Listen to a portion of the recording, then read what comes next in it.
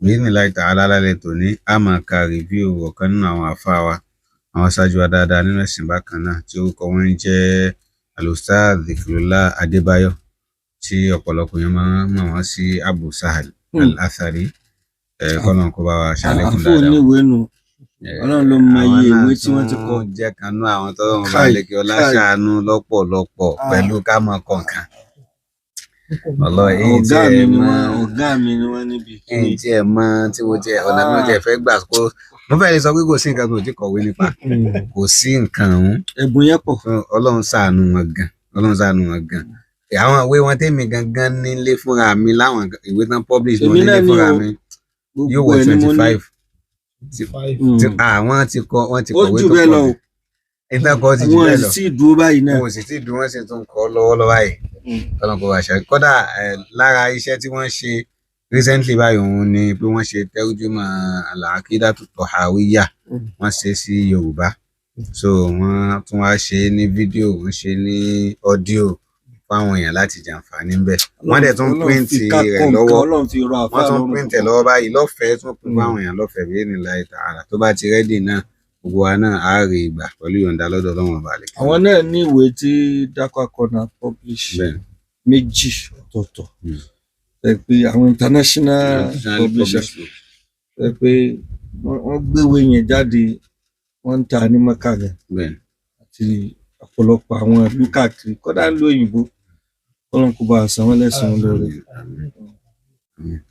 So àwọn náà yàtọ̀ sí pé wọ́n tún wá ń kọ̀ọ̀kan náà bẹ́ẹ̀ náà làwọn náà ń ṣe gbìyànjú lórí dáwà so nípa pé à ń pàmò sórí ọ̀nà tọ́lọ́run ọba ni àwọn ni imam masjid umma tó wà ní ẹ̀rẹ̀ Ọ̀ṣun ní Ọ̀ṣun state abdullahi ọba àríkọlá gbogbo àwọn gbìyànjú yìí kọ́lọ́n kó má dà lù wọ́n láyà kọ́lọ́n kó jẹ́ kó wọ́n bá níbi tó lérè láyé níbí àti ní ọjọ́ gbèǹde alkiyama so gẹ́gẹ́ bí ìṣe àwọn náà ka ìwé Garment of Compassion yìí wọ́n wá sọ wípé ìwé yìí ẹni tó kọ ẹni tó jọ wípé àwọn èèyàn ti mọ̀ náà ni tó sì jọ wípé àǹfààní táwọn èèyàn ń ṣe lára Ustaz Abdullahi Sudaisi kọ́nà kó wá ṣàlékún dáadáa wọn àǹfààní táwọn èèyàn máa ń ṣe lọ́dọ̀ ẹlòmíín náà tó jọ wípé kì í ṣe mùsùlùmí ni àmọ́ àǹfààní tẹ́ni tí ó jẹ́ mùsùlùmí tó tún máa ṣe lára ẹni tó jẹ́ mùsùlùmí ẹgbẹ́ rẹ̀ ni wípé yóò tún pè sẹ́sìn Ọlọ́run ọba yóò pè é síbi ìmọ̀ ìjọsìn fọ́lọ́run ọba ló ti tọ́ bó ṣe yẹ kéèyàn fi gbà ìjọsìn fọ́lọ́run ọba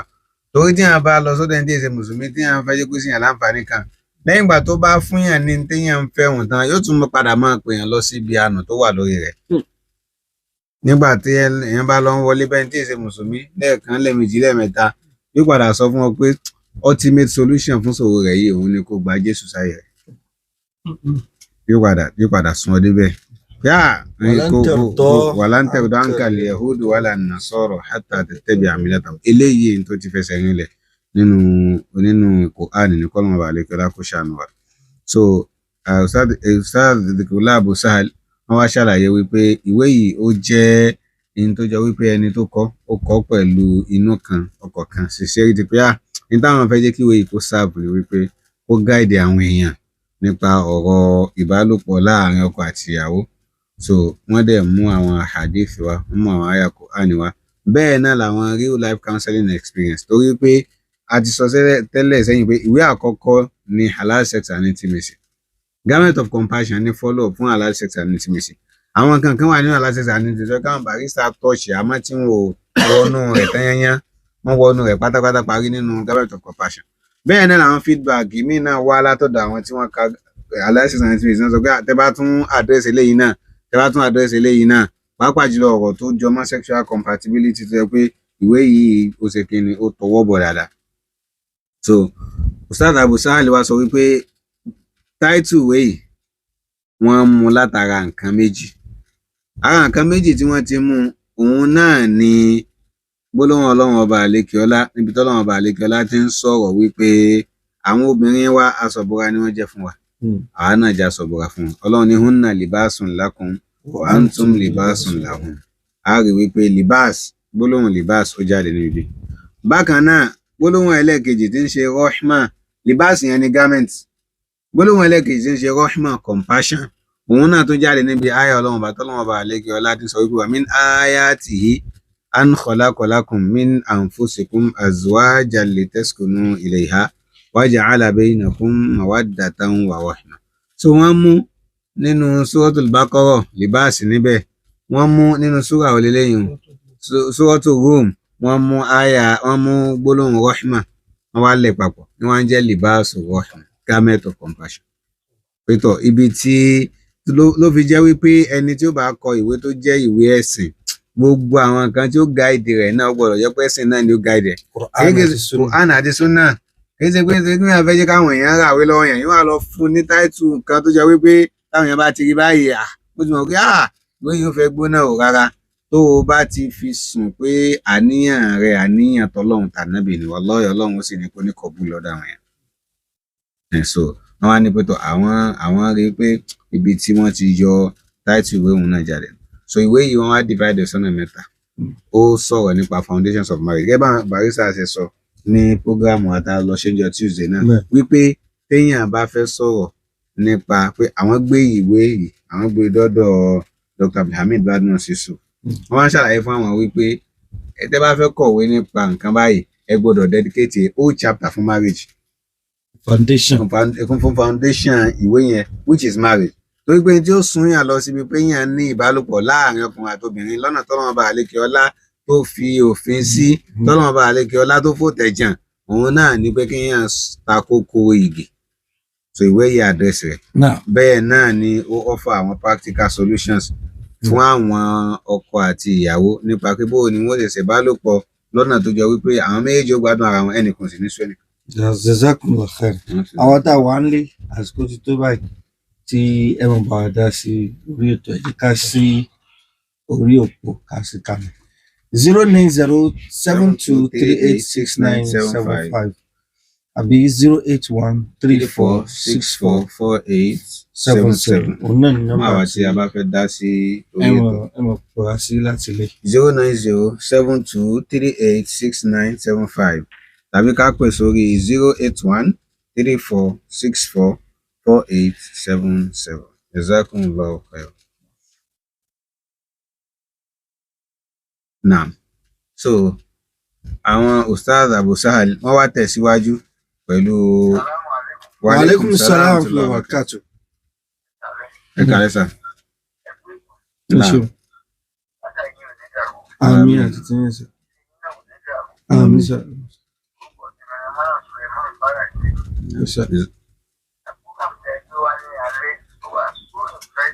Alhamdulillah.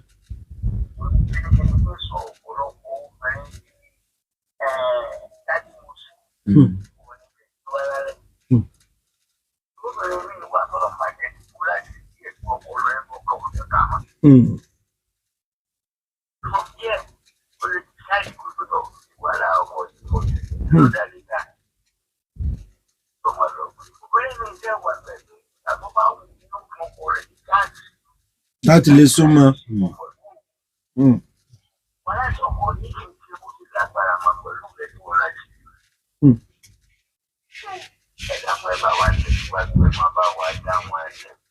Inshallah.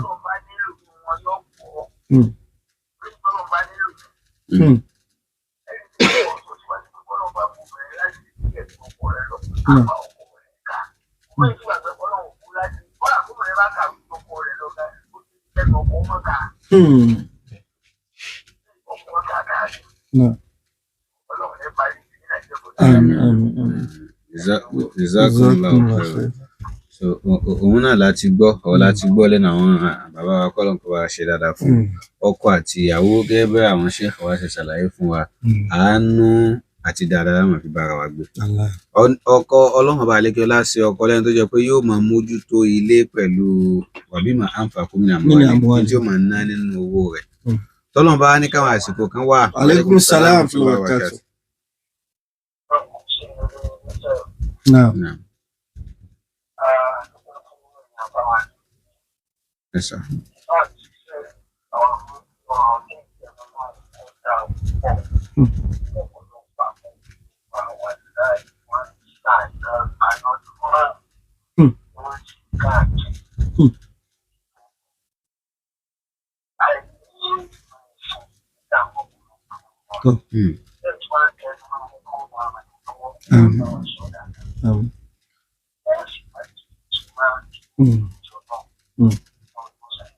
ẹ dákun ẹ tún máa bá wa invite àwọn èèyàn káwọn náà máa gbọ́ program yìí kódà a tún stream ẹ̀ náà lórí Facebook kọ́lọ́n kò ṣe ní ìrọ̀rùn fún wa because ká mọ gbọ́rọ̀ yìí lágbọ́túngbọ́ òun náà ni ó jẹ́ kó máa ṣe àǹfààní tí kò mọ̀ sí. nǹkan kan wà tí bàbá mention pé àwọn àyọjú náà ẹ ṣeun gan. ẹ kálẹ́ sà. náà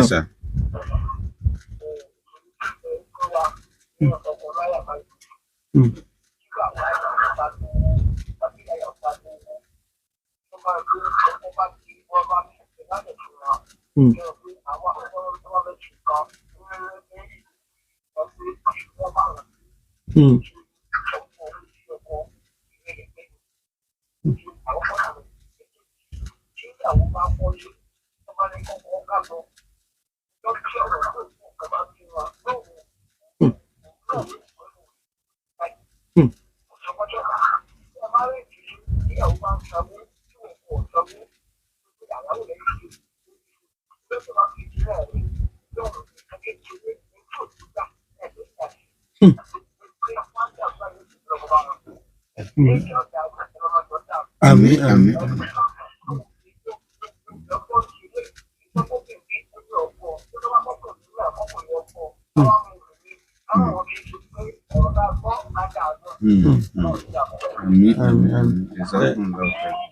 Gbogbo àwọn ọ̀rọ̀ yìí nìsí. Wàlékùm sàlámù tìlà ẹ kálẹ́ mà. Obìnrin náà ti pè wọlé. Naam. Naam, à ń gbọ́ yín. Ẹ dákun ẹ yanu sókè díẹ̀ sí. Okay. Okay. 081 òun náà ni nọ́mbà tá a máa ń dakọ níbi jíngù wa yẹn 081 58 30 18 55 òun náà ni WhatsApp nọ́mbà wa tí ẹ lè máa reach wa sí kọ́lọ́n kò ṣe ní wọn. láì kó gbogbo àwọn ọ̀rọ̀ tí ń jáde yìí wọ́n ń sọ pé àwọn obìnrin wọ́n ń ṣe àyọjú náà wàláhì tó sì clear ní tí ọ̀rẹ́ wọn tó ní àwọn náà fẹ́ ní ọkọ ò sì ní àǹfààní rẹ̀. ẹ ṣeun.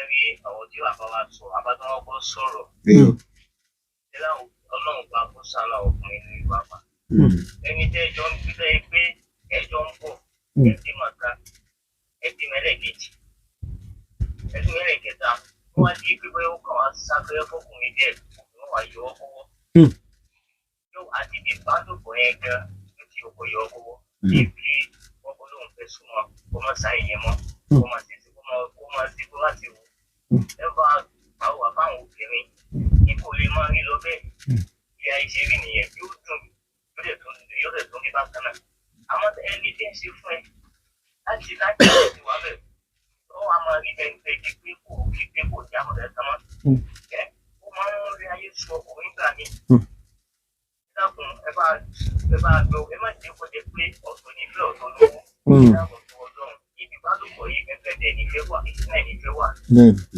tó bàbá sọ ọlọ́run yóò gbàdúrà àgbàdo. Jazakumullah khair.